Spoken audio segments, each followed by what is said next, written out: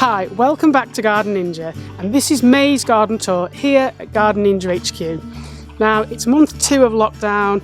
We've had some ups, we've had some downs, but most importantly, the garden is looking absolutely fantastic. And I've been able to spend loads and loads of time here, making it even better than it was last year. So come on, join me as I take you on this month's garden tour.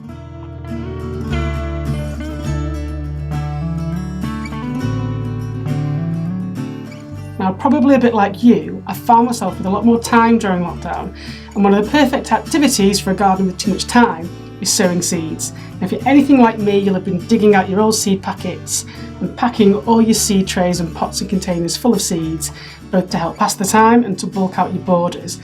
This year has been no exception. I was actually going to have a year off from sowing seed because I've already got so much to do in the garden, but if you look behind me, you'll see that I've got out all of my wooden seed trays and recycling some of the old plastic pots that I've had from different garden design jobs, and I've decided to grow all of my own herbaceous again this year, but this time for the wildlife garden. So it's been a happy surprise. I think originally I was thinking maybe I'll grow some tomatoes and a few bits and bobs, but I've ended up growing somewhere near 1,500 different seedlings, seedling plants that is, this year.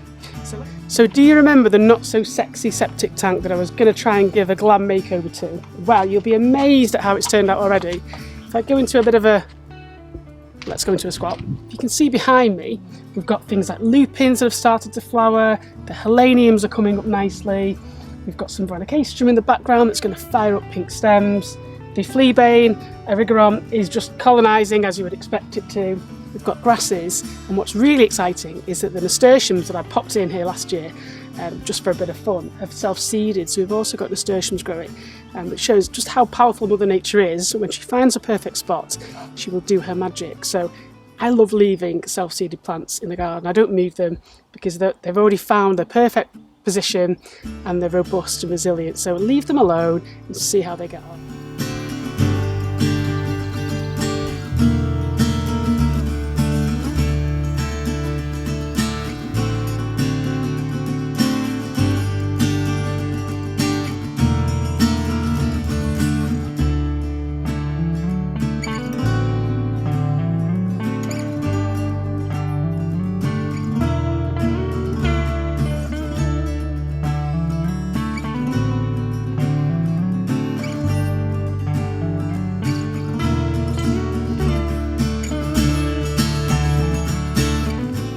So you may remember that last month I'd found some really large slate slabs and I was thinking about using them for stepping stones.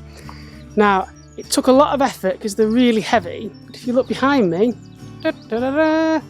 I've embedded them in front of the house. So now they link the house, which has a slate roof, to the stepping stones, to the gabions in the exploding atom garden, and you can see that repetition, and I always bang on about it, but using repetition in the same materials or colours or plants or textures really helps bring cohesion in garden design. It doesn't have to be expensive or huge amounts of work. Even something so simple as taking some of your pavers that you've used elsewhere and embedding them as a path or a set of stepping stones really helps achieve that. So I'm really pleased with these. I've decided to offset them to pull you into the garden because the garden and the house are at a bit of a funny angle, which is probably a design flaw when it was built. But you can overcome that using subtle design tricks like offsetting paving. So I think they look really nice, and they then lead the visitors to the house out into the garden.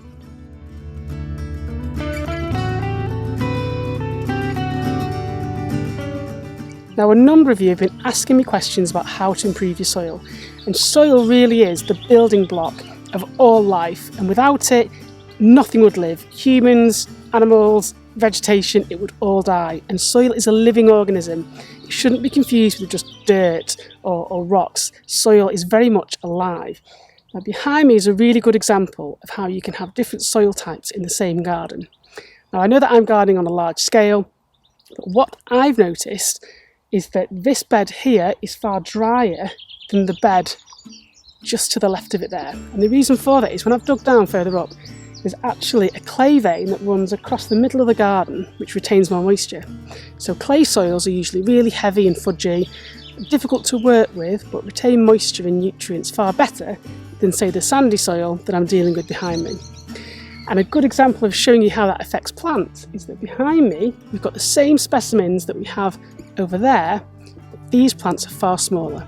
Now the way to rectify that is not to dig out the soil and start again, but to use top dressing and mulch. So for this bed, I'm going to give it a really heavy mulch with a really high nutrient, moisture retaining compost such as a Dalefoot double strength wall compost. The bed over there I will still give a mulch to, but I will give a much lighter, sort of free draining, less nutritious mulch, which will hopefully allow this one to catch up and that one to stay in tip top condition.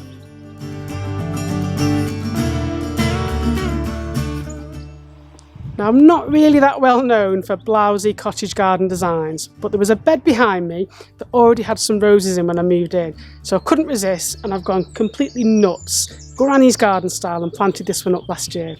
And it really brings home that theme of repetition and working with the aspect. So it's in full sun pretty much all day, so I've planted up things like lupins, we've got delphinium, which are really kind of old-fashioned, huge blue spiked flowers in the summer. We've got some clematis and roses that are already established, so their roots are nice and shaded by these other plants.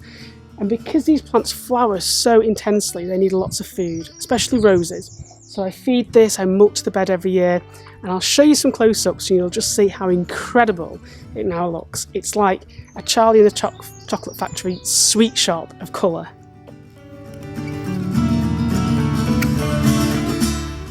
Now, although the sun is cracking the flags now, earlier on in the week we had some crazy gales, real vicious storms and wind. And if I come down here to this beautiful Amelanchier, you'll see that a few of its branches have been damaged. Now, don't be tempted just to whip those off if you've got wind damaged plants yourself. Get some sharp secateurs and nip them back to the next clean bud.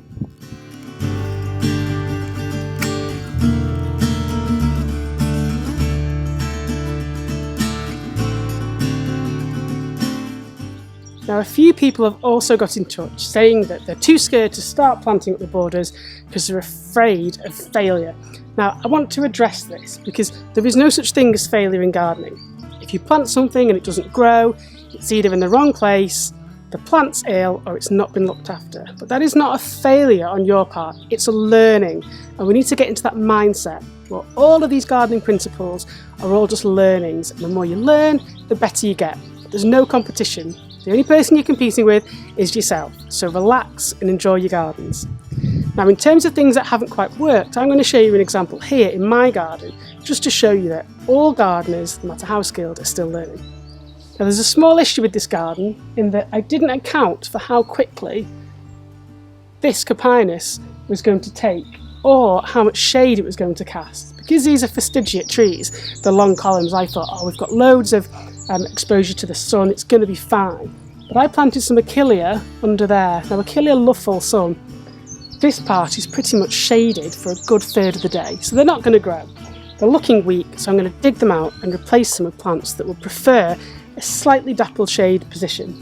So again, it's not a failure, it's just trial and error, applying your knowledge and seeing what works. Sometimes the knowledge is correct and will work, other times Mother Nature may have her own way.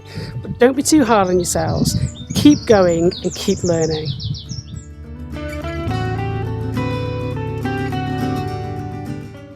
So the garden's coming up to its 2-year anniversary now, and there are a few gaps in some of the borders. Now, we had a really wet winter last year, which did unfortunately kill off a few plants. Also, some of the specimens that I thought would work maybe haven't worked as well, and that comes back to the point I was making about best laid plans and being adaptable in the garden. So there are a few spaces, and I've grown quite a lot from seed as I've shown you before. So I'm going to then populate some of those spaces with a few more robust plants that maybe are more tolerant of excess water and also a bit more drought. So I'm learning a lesson of what's worked and what hasn't, and then I'm going to apply my knowledge and different plants to those pockets that need some more plants that hopefully will work better.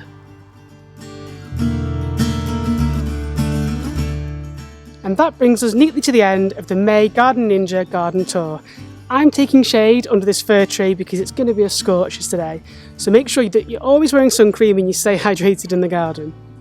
If you've liked this video, why not subscribe to my YouTube channel, where there are hundreds more different garden design hints, tips and hacks to help you make your garden awesome. I've been Garden Ninja, happy gardening.